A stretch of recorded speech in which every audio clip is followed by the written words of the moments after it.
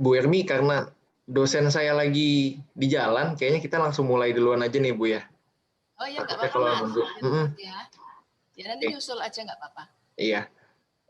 Ini saya mau cek dulu untuk Pak Sukasto. Udah ada Pak Sukasto? Dari Lurah Ngoro-Oro. Halo Pak Sukasto.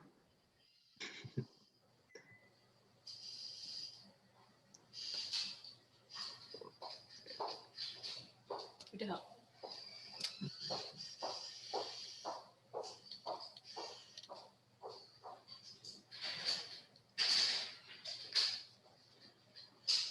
Astanya belum.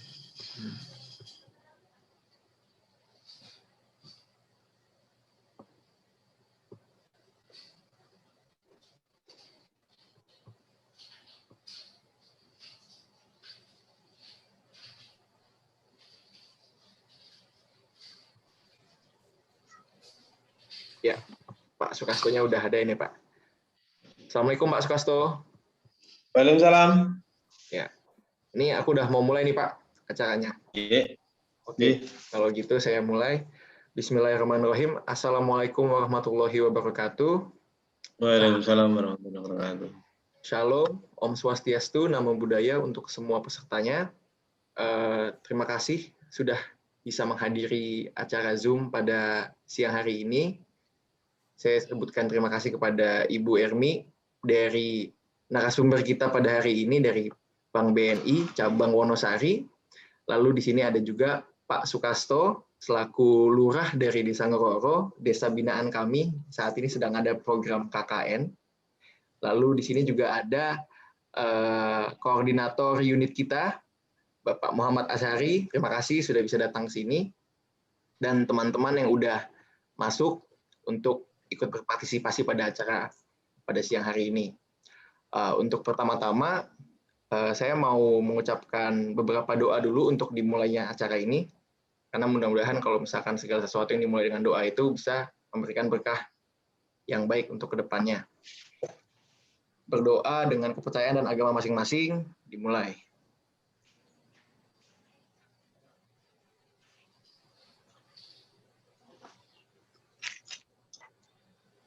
Ya, doa selesai. Untuk selanjutnya akan ada pemberian sambutan yang seharusnya ada dari dosen saya juga, cuman karena dosen saya masih di jalan, sepertinya akan menyusul nanti. Dan pertama ada sambutan dari Pak Sukasto dulu ya Pak ya, selaku lurah dari Ngoro-Oro. Ya, waktu dan tempat dipersilakan Pak Sukasto. Bismillahirrahmanirrahim. Assalamualaikum warahmatullahi wabarakatuh. Alhamdulillah wa syukurillah wa nikmatillah wa la haula wa la quwata illa billah amma ba'du. Asyhadu an la ilaha illallah wa asyhadu anna Muhammadan abduhu wa rasuluhu la nabiyya ba'da. Bu Ermi dari BNI yang kami hormati, Pak Muhammad Azhari, Mas Rabdi dan semua yang hadir di Zoom pada kesempatan siang hari ini. Puji dan syukur kehadirat Allah Subhanahu wa taala. Pada kesempatan siang hari ini kita bisa bertatap muka, berkumpul namun dalam keadaan sehat walafiat meskipun hanya lewat Zoom pada kesempatan siang hari ini. Sholawat dan salam mudah-mudahan tercurah terlimpah pada Nabi Agung Nabi Muhammad SAW. Bapak Ibu yang kami hormati dan juga Mas Rafdi, pada kesempatan siang hari ini alhamdulillah kita bertemu lagi di suasana yang menyenangkan tentunya. Namun mungkin karena masih dalam suasana pandemi COVID-19 kita belum bisa bertatap muka, tapi tidak ada salahnya kita tetap saling menyapa, saling berbagi. Untuk itu pada kesempatan siang hari ini tentunya nanti ada beberapa yang perlu ada penyampaian, terutama dari narasumber Bu Ermi dari BNI, kaitannya dengan kredit usaha rakyat ataupun yang lain-lain. Nanti tentunya akan menjadi bahan pertimbangan kita, bahan pertimbangan warga masyarakat. Jikalau suatu saat nanti, terutama yang berkaitan dengan kegiatan saat ini, ya, karena saat ini di masa pandemi menikah, kita banyak sekali yang harus istilahnya bebenah gitu. Harus bebenah, kemudian 1-2 hal tentunya warga masyarakat juga saat ini kaitannya dengan ekonomi memang sangat terasa sekali ya perubahannya daripada waktu-waktu yang lalu. Untuk itu, dari perkembangan yang ada ini nanti mudah-mudahan bisa memberikan pencerahan, kemudian apa yang akan disampaikan nanti dari narasumber, baik itu dari Bu Ermi ataupun yang lain-lain, ini nanti bisa kita adopsi untuk menjadi suatu hal yang positif bagi kami. Kemudian harapan kami juga Mas Muhammad Rafdi Nur Hakim dan teman-teman yang saat ini melaksanakan kegiatan KKN di Ngororo, saya juga ucapkan terima kasih karena sudah memberikan sumbangsih pada kita apapun bentuknya itu. Yang jelas ya sekali lagi karena masa pandemi kita belum bisa bertatap muka, harapan kami nanti ke depannya kita bisa bertatap muka, kemudian saling bisa berkomunikasi, berkontribusi, sehingga apa yang menjadi program panjenengan nanti bisa terlaksana dengan baik. Dan yang terakhir, nanti setelah KKN ini selesai, saya selalu berdoa memohon kepada Allah Subhanahu wa taala mudah-mudahan kesuksesan tentunya kepada Mas Rafdi dan teman-teman yang KKN di Ngororo ini. Saya tidak istilahnya bisa memberikan apapun, yang jelas bekal ilmu, bekal keteladanan kita, bekal kerjasama kita inilah nanti yang akan kita petik bersama-sama. Dan harapan saya nanti setelah lepas dari Ngororo ini jangan lupa meninggalkan jejak. Nah, jejak-jejak Anda itu apa yang harus ditinggalkan? Tentunya dari jenengan dan teman-teman inilah yang akan istilahnya mengimplementasikan ya, suatu apa yang menjadi harapan kami. Dan selanjutnya mudah-mudahan dengan kegiatan pada kesempatan siang hari ini akan menambah pengetahuan, akan menambah ilmu, sehingga kedepannya kita akan mendapatkan kesuksesan. Kemudian yang sedikit perlu kita sampaikan, nah mungkin ada hal yang kurang berkenan atau tidak pas dalam kami berbicara, saya mohon maaf, dan sekali lagi mudah-mudahan kegiatan di siang hari ini nanti bisa berjalan dengan baik. Cukup sekian dari saya, kurang lebihnya mohon maaf. Billahi taufiq wal hidayah. Wassalamualaikum warahmatullahi wabarakatuh. Waalaikumsalam warahmatullahi wabarakatuh. Ya, terima kasih Pak Sukasto atas sambutannya. Ya, insya Allah ini acaranya bisa ngasih kontribusi ya Pak untuk Desa Ngororo, bisa ngasih manfaat ke masyarakat semua. Ya, terima kasih Pak Sukasto atas sambutannya. Untuk sambutan yang selanjutnya nih Mas Asari selaku Kormanit dari KKN YO 114. Silahkan waktu dan tempat. Persilahkan. Bismillahirrahmanirrahim. Assalamualaikum warahmatullahi wabarakatuh. Alhamdulillah wa syukru ala ni'amillah. Yang kami hormati Ibu Ermi Handayani selaku pimpinan kantor cabang Bank BNI Wonosari dan juga selaku pembicara. Yang kami hormati Bapak Sukasto selaku Kepala Desa Ngororo Kecamatan Batuk, Mas Rafdi dan seluruh teman-teman sekalian yang hadir dalam kegiatan kali ini dalam acara Live Talk Show mendorong UMKM dengan kredit usaha rakyat. Seperti yang disampaikan Pak Sukasto tadi, memang untuk akses permodalan ini khususnya di UMKM yang mana akhir-akhir ini kemarin berusaha bangkit dari pandemi sangat penting deh. Di mana perlu adanya mungkin dorongan berupa bagaimana sih caranya untuk mendapatkan akses permodalan gitu.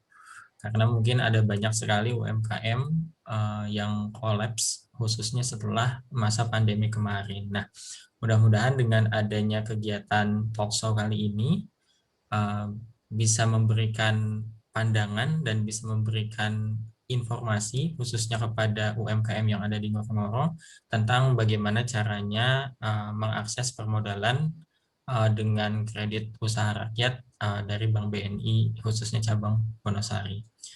Mudah-mudahan dengan adanya acara ini kita bisa memberikan banyak manfaatnya, kita bisa mengambil banyak hikmahnya, khususnya untuk UMKM yang ada di Desa Ngorongoro. Mungkin itu yang bisa kami sampaikan. Mohon maaf apabila ada salah kata. Wabillahi taufiq wal hidayah. Assalamualaikum warahmatullahi wabarakatuh. Waalaikumsalam warahmatullahi wabarakatuh. Terima kasih Mas Azhari atas sambutannya selaku Kormanit. Di sini saya lihat udah ada dosen kami yang udah masuk. Pak Gifari, Assalamualaikum Pak Gifari. Waalaikumsalam. Tapi saya lagi nyetir ini, Mas. Oh, oke. Kalau gitu ya udah. Saya nyimak ya. Ya, baik. Oke, kalau begitu sebelum kita langsung masuk ke penyampaian materi, kita mau sapa dulu. Aku mau coba sapa dulu pembicara kita pada hari ini, Bu Ermi. Ya, Assalamualaikum Bu Ermi Handayani. Ya, Waalaikumsalam Mas Rafdi. Ya, apa kabar Bu? Gimana kabarnya? Alhamdulillah sehat Mas. Oke Bu, ini apa namanya sebelumnya terima kasih banyak ya Bu ya udah mau datang ke Zoom meeting ini untuk jadi pembicara buat acara live talk show ini ya Bu ya. Ya, kita belajar bersama Mas. Iya.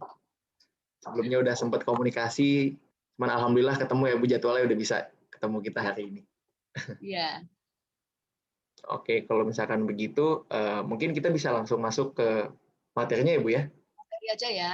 Boleh Bu. Ya, waktu dan tempat saya persilahkan. Ya. Assalamualaikum warahmatullahi wabarakatuh. Waalaikumsalam warahmatullahi wabarakatuh. Salam sejahtera untuk kita semua.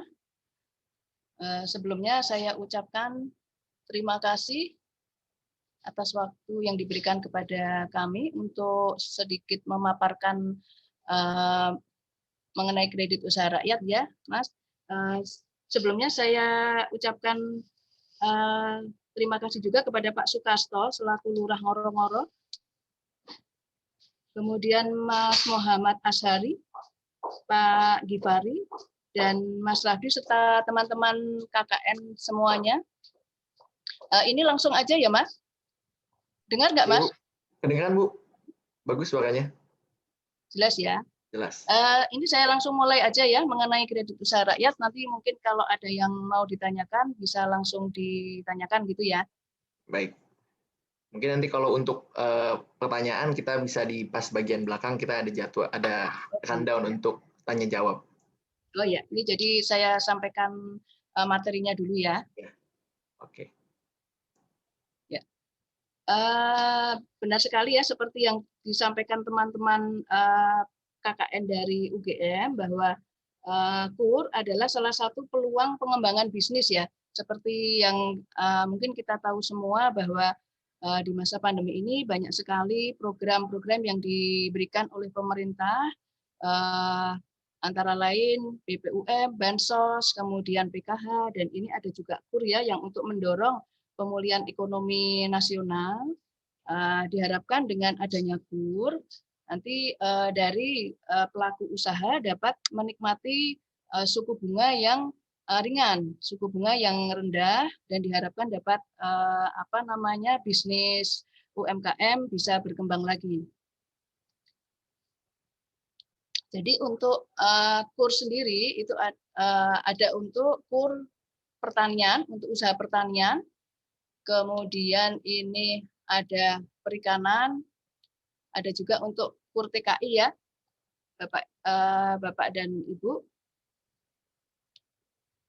Kemudian penerima KUR ini bisa individu atau perorangan ataupun juga badan hukum yang meliputi usaha mikro, kecil, dan menengah yang produktif. Kemudian untuk calon tenaga kerja yang akan bekerja di luar negeri juga bisa mengajukan KUR.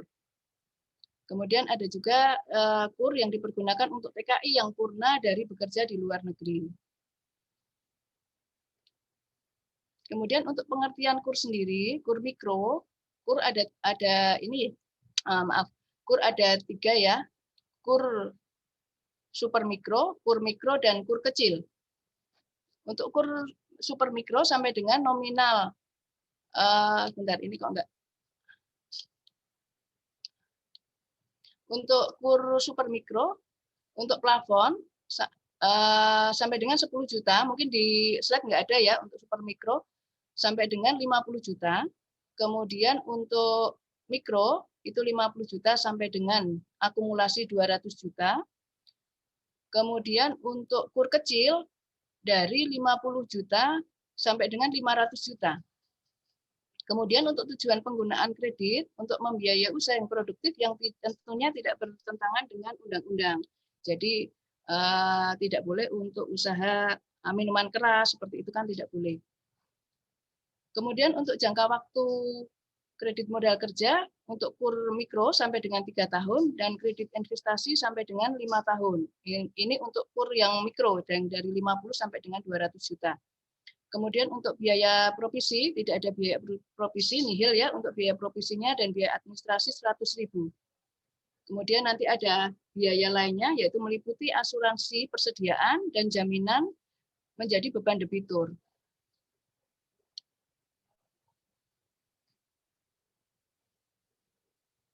Maaf ya, ini agak lambat ininya. Kemudian untuk KUR kecil, bentar, Bang.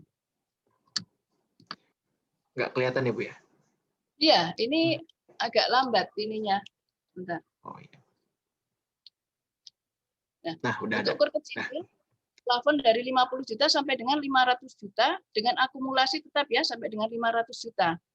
Jadi untuk KUR ini maksimal 1 KTP ya, 1 NIK dengan 1 usaha dan 1 jaminan itu maksimal sampai dengan 500 juta. Kemudian tujuan penggunaan kredit sama ya untuk baik KUR kecil, KUR mikro maupun KUR super mikro itu untuk usaha yang produktif yang tidak bertentangan dengan undang-undang. Kemudian untuk jangka waktu kreditnya untuk kredit modal kerja sampai dengan 4 tahun dan kredit investasi sampai dengan 5 tahun. Kemudian untuk jaminan pokok, nah ini ada jaminannya ya untuk KUR kecil, ini jaminan pokoknya adalah kelayakan usaha dan objek yang dibiayai, yaitu usaha daripada calon debitur. Kemudian untuk jaminan tambahan, ada jaminan tambahannya juga untuk KUR kecil, yaitu berupa sertifikat dan dilakukan pengikatan sesuai dengan ketentuan BNI. Sama dengan KUR mikro, untuk KUR kecil juga bebas biaya provisi, hanya nanti akan dikenakan biaya administrasi maksimal 500.000. Sama seperti yang KUR mikro, untuk jaminan ada biaya pengikatan serta premi asuransi ya atas persediaan yang menjadi beban dari debitur. Nah, ini adalah fitur-fiturnya yang tadi sudah saya sampaikan di depan. KUR super mikro sampai dengan 10 juta. KUR mikro 50 juta sampai dengan 50 juta dan KUR kecil sampai dengan 500 juta. Untuk jenis kreditnya bisa kredit modal kerja ataupun kredit investasi. Sama ya, semuanya bisa untuk jenis kreditnya sama. Kemudian untuk bentuk kredit itu uploadment dan clean up system, maksudnya untuk uploadment itu dari debitur nanti ada angsuran pokok plus bunga setiap bulannya. Kemudian untuk clean up system itu dari debitur hanya membayar bunganya saja, nanti untuk pokoknya dibayarkan pada saat jatuh tempo. Untuk suku bunganya sama ya, 6% per tahun atau per bulannya itu setara dengan 0,27%. Jadi sangat ringan sekali untuk pelaku usaha kecil dan mikro ya. Jadi memang ini sangat disubsidi oleh pemerintah suku bunganya. Jadi memang untuk satu NIK hanya dapat mengajukan maksimal 500 juta, tidak boleh lebih dari 500. Kemudian untuk jangka waktunya tadi sudah saya sampaikan di depan, untuk mikro dan super mikro 3 tahun, kemudian untuk KMK 3 tahun, dan kecil 4 tahun, sedangkan KI sama ya 5 tahun maksimal. Kemudian untuk penerima kurs, syaratnya warga negara Indonesia, kemudian usaha minimal telah berjalan 6 bulan, usia minimal 21 tahun, atau sudah menikah, mungkin belum tercantum di sini. Kemudian tidak sedang menerima kur di bank lain. Artinya apabila debitur sudah memiliki kur di bank lain, misalnya ini calon debitur sudah memiliki kur di Bank BRI 50 juta, kemudian akan mengajukan di BNI 100 juta karena maksimal sesuai dengan besarnya usaha itu kan bisa sampai dengan 500. Nah, ini tidak diperkenankan ya.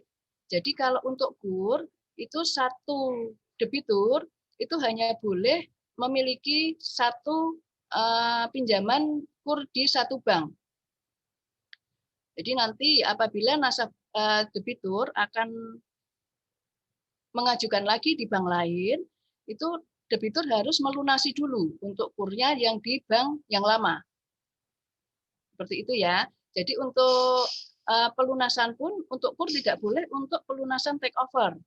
Jadi kalau misalnya calon debitur sudah memiliki kur di bank lain, nanti mengajukan di BNI dan di bank lain masih ada sisa pinjaman, itu harus dilunasi terlebih dahulu. Tidak boleh dari pencairan kur nanti untuk pelunasan di bank yang lama. Dan itu ketentuannya sama ya, baik di semua bank. Bank Mandiri, Bank BNI, BRI, itu sama. Semuanya untuk kur sama saja. Kemudian tidak sedang menerima kredit produktif dari perbankan. Maksudnya kredit produktif, apabila nanti calon debitur sudah memiliki kredit produktif walaupun bukan kur, itu tidak boleh. Seperti yang saya sampaikan di tadi, jadi tidak sedang menerima kredit produktif baik kur maupun non-kur. Jadi harus dilunasi dulu kalau misalkan akan mengajukan kur baru. Kemudian boleh memiliki kredit konsumtif. Kalau yang kredit produktif untuk modal kerja tidak boleh, sedangkan untuk kredit konsumtif, KPR, kemudian kredit kendaraan bermotor ataupun kartu kredit masih diperkenankan dan tidak perlu ditutup. Kemudian dapat ini ya, sedang memiliki fasilitas kartu kredit, kemudian tidak memiliki fasilitas kredit apapun dalam kondisi macet.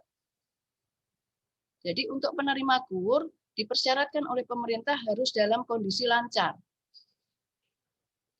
Kemudian untuk persyaratan dokumen yang diperlukan untuk perorangan, fotokopi KTP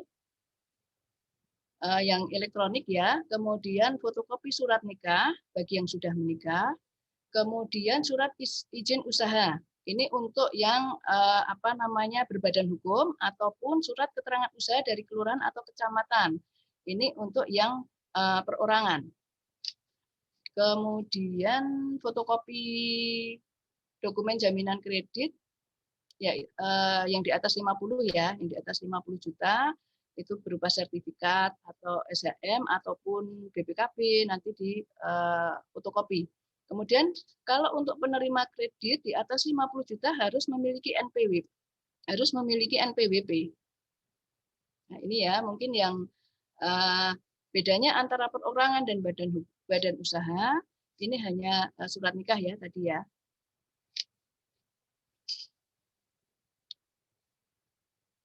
Nah, ini untuk persyaratannya, persyaratan penerima kur itu minimal usaha sudah berjalan selama 6 bulan.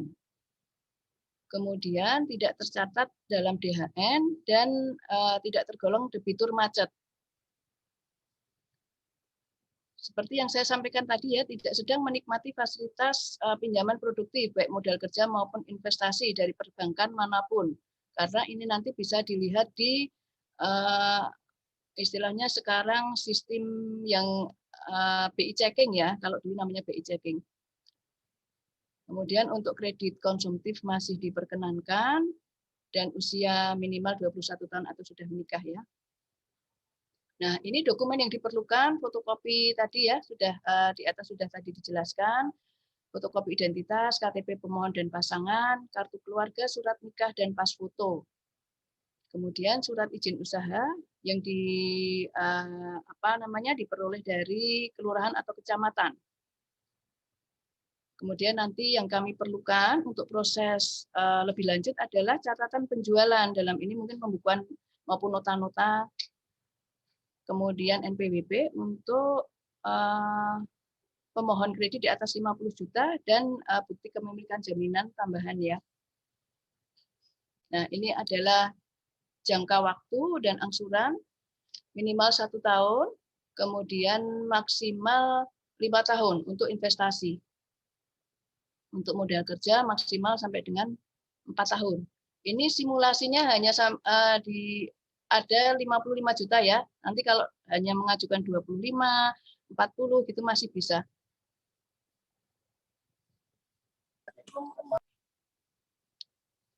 Nah, sudah.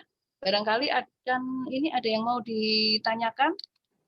Baik, terima kasih Bu Ermi atas penyampaian materinya. Oke, sekarang kita masuk ke sesi tanya-jawab. Untuk sesi tanya-jawabnya sendiri, mekanismenya nanti kalau misalkan ada pertanyaan, akan dibacakan, habis itu langsung dijawab aja. Jadi satu-satu ini. Itu paling. Oke, untuk itu ada yang punya pertanyaan dari peserta sekarang?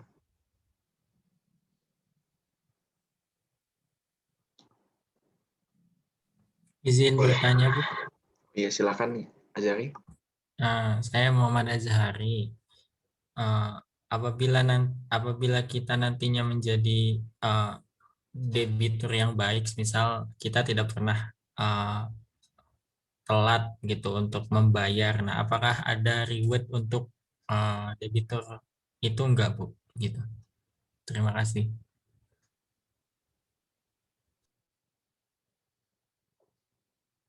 Bagaimana Pak? Kalau tidak telat, apakah ada reward gitu ya? Iya, Bu. Jadi kalau misalkan menjadi debitur yang baik nih, yang dia tidak pernah telat, bayarnya selalu sesuai dengan temponya, itu apakah ada reward ya? Ya, reward-nya dari Bank BNI? Oh gitu. Gini ya, dengan Bapak siapa? Mohon maaf tadi. Dari Bapak Azhari, Mas Dari Azhar. Bapak. Ya. Jadi begini, Bapak Azhari, ini kan memang program pemerintah ya dengan suku bunga yang sangat ringan, hanya 0,27% per bulan. Jadi untuk bunganya memang disubsidi oleh pemerintah. Jadi kalau misalnya memang diharapkan sih setiap debitur membayarnya tepat ya. Karena nanti kalau tidak tepat kan otomatis akan membuat si debitur yang rugi sendiri karena nanti akan kelihatan di SLIK ya. Confirm SLIK itu maksudnya nanti itu akan terlihat di laporan keuangan, sistem laporan keuangan. Ya, jadi Bapak nanti kalau misalkan ada calon debitur yang agak tidak tepat pembayarannya, otomatis di laporan keuangannya juga akan kelihatan tidak lancar. Nah, itu nanti akan membuat si calon debitur akan kesulitan sendiri untuk mendapatkan kredit di kemudian hari. Kalau membuat mungkin debitur akan membutuhkan kredit lagi, mungkin nanti akan dilihat catatan rekodnya kurang bagus. Kalau seperti itu akan mempengaruhi dari kami untuk meloloskan kredit yang bersangkutan. Jadi sebaiknya sih memang untuk pembayaran angsuran memang diwajibkan ya, istilahnya diwajibkan untuk sebelum akhir bulan. Karena kan kami untuk BNI, saya kurang tahu ya kalau untuk bank lain, kalau BNI untuk pendebitan angsurannya itu setiap akhir bulan. Jadi nanti si debitur bisa melakukan setoran ke rekening tabungan sebelum akhir bulan. Dan tidak ada reward kalau nasabah misalnya debiturnya lancar atau tidak ada tunggakan gitu. Memang kami untuk saat ini tidak ada apresiasi ya, istilahnya seperti itu. Karena ini suku bunganya karena sudah sangat rendah. Seperti itu ya, Mas Bapak Azhari. Baik, kalau misalkan Terima kasih. ya, terima kasih atas jawabannya, Bu Ermi. Kalau misalkan saya boleh sum up sedikit, jadi karena ini bentuk subsidi dari pemerintah ya Bu ya, jadi suku bunganya sudah sangat kecil, jadi kayak kalau misalkan untuk reward mungkin apresiasi tidak ada, cuman karena ini kan bentuknya memang transaksi berhutang ya Bu ya, emang kewajiban ketika orang sudah berhutang harus bayarnya langsung sesuai dengan waktu yang sudah ditentukan. Iya. Ya, untuk yang kedua mungkin ada dari Pak Gifari ya Bu. Di sini Pak Gifari bertanya melalui chat. Saya akan bacakan pertanyaannya. Masyarakat sejauh ini terkesan takut mengambil KUR. Sejauh ini bagaimana masyarakat mengakses KUR ini? Saya dengar banyak kasus KUR yang macet. Apakah benar seperti demikian atau tidak? Apa yang menjadi sebab apabila benar kejadiannya ada banyak kasus di mana KUR itu macet kreditnya? Ya. Silakan Bu Ermi tanggapi. Oh ya. Kalau selama ini takutnya karena apa ya? Karena kalau untuk macet itu kan sebetulnya kembali ke masing-masing debitur ya. Sebetulnya kalau untuk ketakutan mungkin selama ini sih belum ada belum pernah kami temui kalau untuk ketakutan pengajuan KUR. Tapi kalau untuk yang banyak macet itu kalau banyak sih enggak, tapi kalau ada yang sedikit lambat gitu mungkin karena kondisi saat ini juga pandemi kan juga usaha menurun. Itu kadang-kadang memang harus kami tagih. Tapi kalau untuk sampai macet itu tidak banyak kalau di BNI. Dan selama ini kan program pemerintah untuk meningkatkan membantu perekonomian kan sudah cukup sangat bagus ya. Ada program juga untuk restruct pinjaman, nanti pinjamannya diperpanjang jangka waktunya, kemudian disubsidi bunganya. Pemerintah sudah sangat banyak membantu usaha mikro dan kecil sebetulnya untuk supaya bangkit lagi gitu di masa pandemi ini. Sebetulnya banyak sekali program-program yang diberikan pemerintah. Terutama juga KUR ini kan sudah sekian lama juga sampai dengan bulan Desember ada subsidi bunga juga dari pemerintah. Dan ada waktu penawaran untuk membayar bunga dulu pokoknya nanti. Itu kan membantu juga ya pelaku usaha untuk lebih ringan dalam melakukan usahanya. Dan itu tidak mempengaruhi kondisi debitur di informasi keuangan tadi, karena kalau misalnya di informasi keuangan itu sudah terindikasi nasabah itu harus perhatian khusus. Istilahnya perhatian khusus itu kan di situ ada ya, kalau di informasi keuangan itu ada collectibility-nya berapa. 1 itu sudah lancar, kemudian 2 perhatian khusus, 3 itu kurang lancar, kemudian 4 itu diragukan, dan 5 itu macet. Nah, itu sebetulnya akan merugikan si debiturnya sendiri, karena pasti bank akan ragu-ragu memberikan pinjaman, karena itu kan terkait dengan kemampuan dan karakter debitur ya. Karena kan kita melihat karakter debiturnya juga seperti apa, kemudian usahanya seperti apa. Seperti itu, Mas. Sebetulnya kalau untuk ketakutan selama ini tidak banyak, dan macet pun saya kira juga tidak terlalu banyak ya. Tapi kalau masih nagih gitu wajar. Udah cukup Bu jawabannya? Ya. Ya, mungkin baik. Jadi kalau misalkan untuk Bank BNI sendiri dari pemerintah juga udah banyak insentifnya ya Bu ya. Cara-cara, mekanisme-mekanisme untuk mencegah kredit-kredit macet, yang salah satunya ada juga dengan, tadi kalau saya tidak salah dengar, ada restrukturisasi utang ya Bu ya?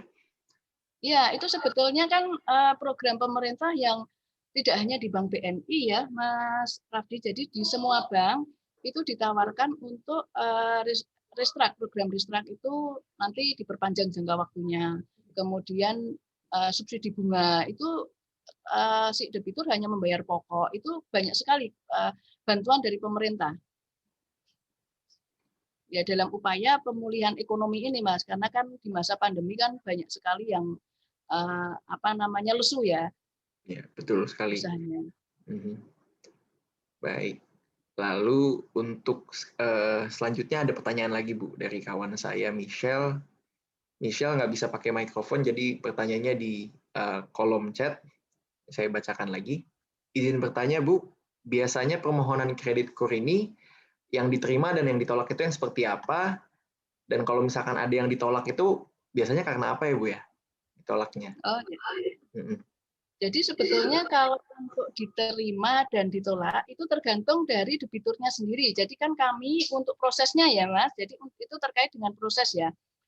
Semuanya kan bisa mengajukan. Jadi untuk proses kami biasanya kan melihat usaha si debitur. Jadi ini tadi seperti yang sudah saya sampaikan di ini ya. Jadi jaminan pokok daripada pemberian kredit KUR ya, terutama KUR itu adalah kelayakan usaha.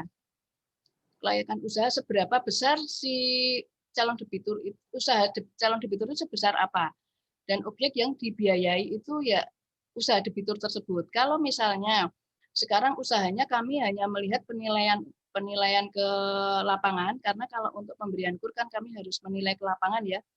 Ke lapangan nanti melihat usahanya itu seberapa besar, seberapa banyak kami harus memberikan KUR untuk meningkatkan usaha debitur tersebut. Kalau misalnya debitur mengajukannya terlalu besar, nanti kami khawatirnya si nasabah, si debitur itu tidak tidak mampu.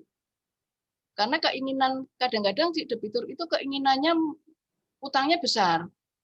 Tapi kami melihatnya kan juga kemampuan dari usaha seperti ini penghasilan setiap bulan berapa, nanti dikurangi dengan biaya hidup berapa, kemudian untuk angsuran KUR berapa. Nah, itu biasanya kami sesuaikan dengan kemampuan debitur.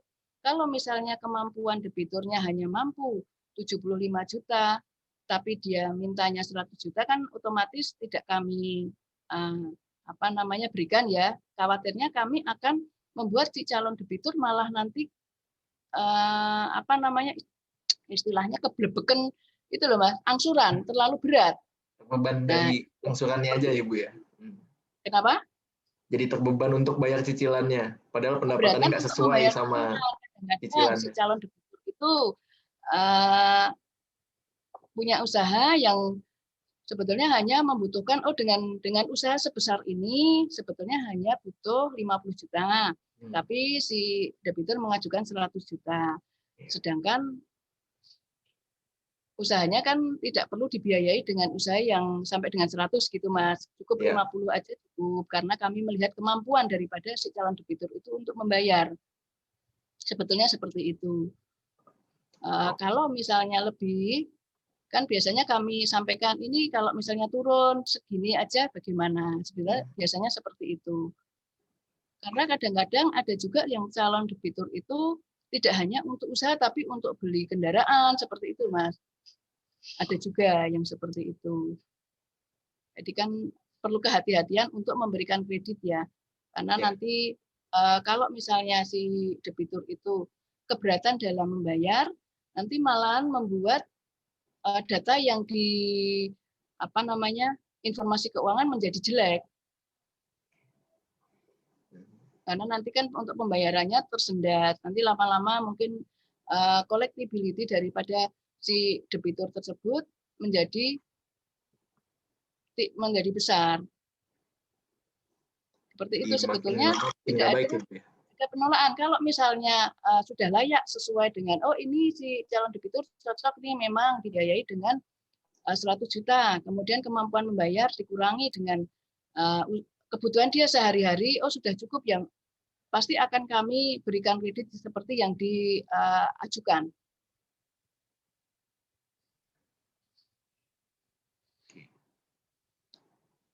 Baik. Itu, Mas, mungkin kurang jelas atau bagaimana? kalau misalkan saya boleh sum up ya Bu ya, untuk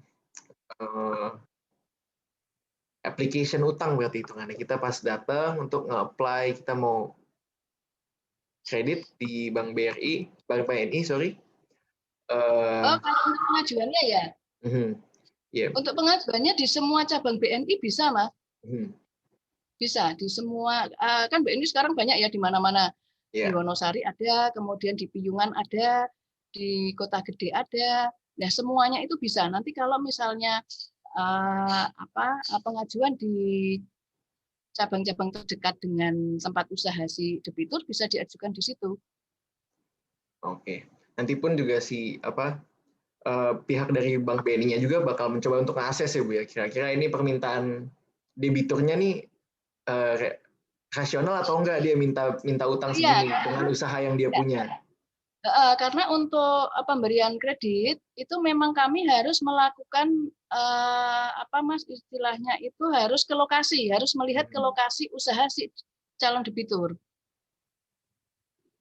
Oke, jadi kalau misalkan kita mau datang harus datang, memang harus datang. Jadi karena harus melihat secara langsung seberapa besar usaha di debitur tersebut. Oke, gitu. Jadi emang harus datang ke sana Ibu, harus ngecek segala macam. Jadi sebelum kita punya niat untuk berkredit, kita harus ngelihat dulu berarti kemampuan dari usaha kita berarti Ibu ya. Kayak oke, modal berapa yang sekiranya saya butuhkan. Terutama kemampuan juga untuk bayarnya nantinya ya Bu. Iya, jadi mengukur kemampuan kita untuk membayar setiap bulannya gitu Mas. Jangan sampai membayar misalkan 2 juta, tapi pengajuannya tinggi dengan angsuran nanti 2.500.000 gitu kan berat ya. Kalau hanya 1-2 bulan sih mungkin nggak terasa, tapi kalau ini 3 tahun atau 4 tahun dengan tambahan 500.000 setiap bulan kan mungkin akan memberatkan si debitur juga. Betul sekali. Baik, saya kira cukup mudah-mudahan pertanyaannya untuk yang itu. Ada satu lagi mungkin ini pertanyaan terakhir kayaknya nih Bu. Masih ada satu. Ya. Saya bacakan lagi ya Bu ya, ada di chat.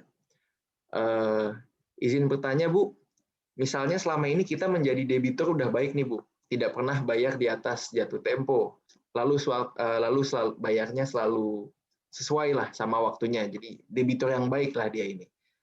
Lalu suatu waktu terjadi bencana nasional seperti pandemi COVID. Lalu akhirnya saya nih sebagai debitur tiba-tiba kemampuan untuk bayar hutangnya nih berkurang karena kayak aduh ada penurunan penjualan atau apa segala macam. Akhirnya saya jadi nggak bisa menjadi tanda kutip kredit debitur yang baik lagi. Akhirnya saya bayarnya telat. Nah, karena saya merasa waduh sepertinya kemampuan saya ada perubahan nih untuk membayar hutang. Kira-kira bisa nggak saya menegosiasikan ulang termin-termin hutang dengan pihak bank ketika hal seperti itu terjadi, Bu? Ya, jadi bisa Mas seperti yang terjadi sekarang, misalkan pandemi ya, tidak ada yang mengira akan terjadi pandemi seperti ini dan berlangsung lama. Nah, itu seperti yang saya sampaikan tadi. Jadi pemerintah itu memberikan keleluasaan untuk membayar kreditnya. Jadi ada yang di restruct seperti tadi yang saya sampaikan, di restruct itu jangka waktunya menjadi lebih panjang. Kemudian debitur hanya membayar pokoknya. Jadi untuk bunganya nanti akan dibayar oleh pemerintah. Sebetulnya banyak kok Mas ininya kalau terjadi force majeure gitu ya di luar bencana alam atau dan sebagainya, itu tidak serta-merta si debitur yang selama sebelumnya itu lancar kemudian agak tersendat gitu, penilaiannya kurang bagus gitu, tidak serta-merta seperti itu, karena kan pasti pemerintah juga memahami kondisi dan banyak sekali bantuan yang tentunya mungkin bisa kita kita lihat ya, yang banyak sekali pemerintah sudah memberikan bantuan kepada masyarakat, tidak hanya KUR ya, ada juga yang BPUM, kemudian bansos, PKH, itu kan banyak sekali Mas bantuannya. Oke, berarti kalau misalkan ada kondisi seperti yang tadi saya sebutkan, ada tiba-tiba bencana nasional, itu pemerintah ada insentifnya untuk meringankan ya Bu ya. Salah satunya ada restrukturisasi, lalu juga bayarnya bunga pokoknya aja ya Bu. bunganya ya. nanti dibayarinnya sama pemerintah. Berarti kita tinggal Ya, bayar nominal sesuai ya. sama yang kita pinjam aja berarti ya. Nggak usah ada bunganya berarti kalau kayak gitu. Ya. Sudah bunganya kecil, dalam berapa bulan tidak bayar bunga, malah disubsidi pemerintah. Jadi seolah-olah kan bunganya 0% ya itu ya. Iya. Oke, kalau begitu. Sepertinya udah nggak ada pertanyaan lagi. Mungkin kita sudah bisa sudahi nih Bu, acaranya sudah nyampe penghujung acara. Terima kasih banyak atas materinya nih Bu. Ya, terima kasih Mas Asyari, Mas Raffi, Pak Sukasto, dan Pak Givari. Mudah-mudahan pemaparan yang baru saja saya sampaikan sedikit membantu teman-teman semuanya ya untuk mengertilah istilahnya KUR itu seperti apa. Dan barangkali nanti kalau dari warga dari Bapak Sukasto akan mengajukan pinjaman, Pak, mungkin bisa datang ke BNI terdekat. Kami siap nanti membantu pelaku usaha mikro dan kecil. Oke, baik. Terima kasih Bu Ermi. Sekarang saya akan mulai menutup acaranya nih ya, teman-teman juga semua yang udah datang. Terima kasih banyak kepada narasumber, Ibu Ermi. Terima kasih banyak kepada Bapak Sukasto, Lurah Ngoro-Oro. Terima kasih juga kepada Pak Givari, udah ikut juga di sini. Lalu dengan Mas Azhar, Pratiwi, semuanya juga yang udah berpartisipasi dengan acara ini. Mungkin kalau misalkan bisa kita foto bersama dulu untuk teman-teman, untuk nyalain kamera kita capture dulu untuk dokumentasinya. Ini.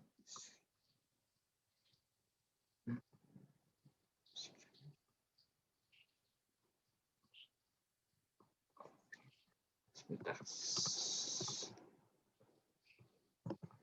Ya.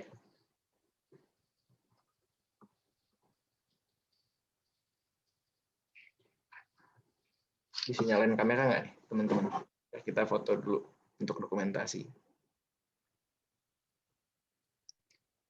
Oke, mungkin lagi berhalangan kali ya kameranya. Apa-apa. 1, 2, 3. Ya, udah.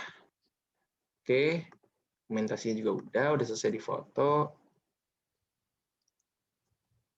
Ya, sekali lagi terima kasih banyak kepada Bu Ermi dari narasumber kita nih dari Bank BNI udah mau spend time sama kita bareng ngobrol-ngobrol santai.